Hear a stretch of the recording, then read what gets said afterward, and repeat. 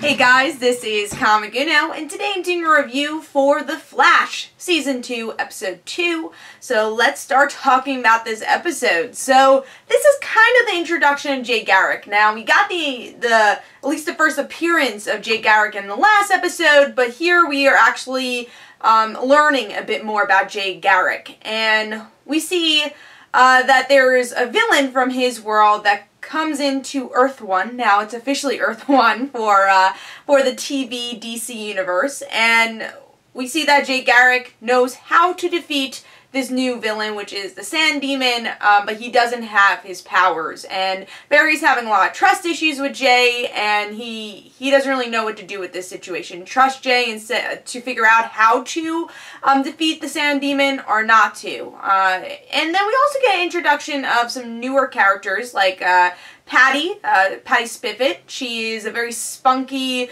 kind of new cop who wants to be part of the task force with Joe, and Joe keeps pushing her away because of everything that happened to Eddie, but she keeps pushing herself in, and also has a bit of chemistry with Barry Allen, so I'm sure that'll continue throughout the series.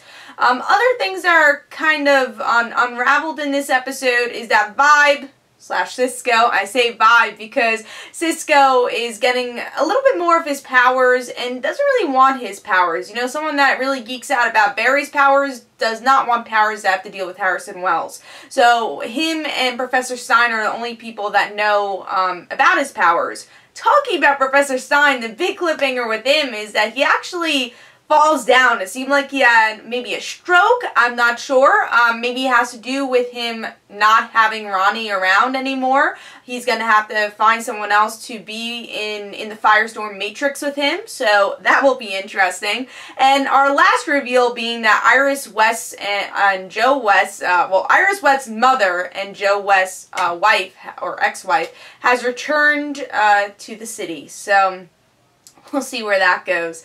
But what do I think about the episode overall? So let's start talking about our two newer characters. Jay was perfect in this episode. The actor they picked just, you know, showed that wholesomeness of Jay. You know, Jay just being extremely patient with Barry, teaching Barry. I thought they really hit Jay's character on the nail. Even though he's not the older character, you know, from the comics, he's a younger version of Jay Garrick, but he has everything Jay Garrick is supposed to have. So you accept that he's a younger version. But he does seem a little older than Barry anyways. He looks older. So I think it works for this mentor speedster thing going on.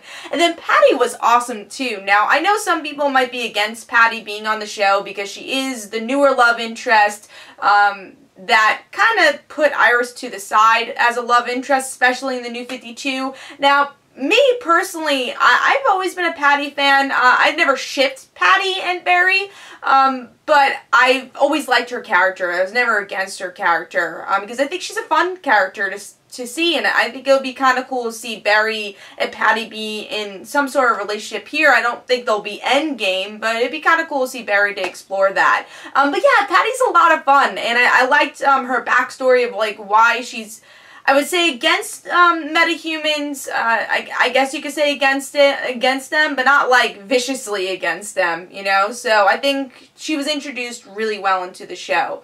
And then, you know, all the comic book references here was really well done. I thought they explained the multiverse very well. Now, that could be me as a comic book fan saying they explained it really well, but non-comic fans like, what the hell is the multiverse? But I thought they did a good job of explaining how many Earths there are and why we have different versions, and that leads into a huge cliffhanger, which is that Harrison Wells has an Earth 2 version, or at least another Earth. I'm guessing it's Earth 2. Where he might be the good guy, and that's how we're going to get Harrison Wells again. It'll be a different version of Harrison Wells, which I'm really excited about. I didn't see them doing that. I thought they'd bring Harrison Wells back to life in some way. But he's a parallel universe version, and I thought that was really cool. Again, very comic booky. I don't know if this is getting confusing for mainstream viewers, but I'm enjoying it because obviously I love comics and I love the storytelling of comics. So I understand it as a DC fan. So I've been enjoying that. So great episode on the comic book front, especially Jay and Patty. Those are the best. And a lot of great reveals in the end. Like I said, that could go in a lot of great directions, especially Iris's mom being there. Maybe that's how we're going to get Wally.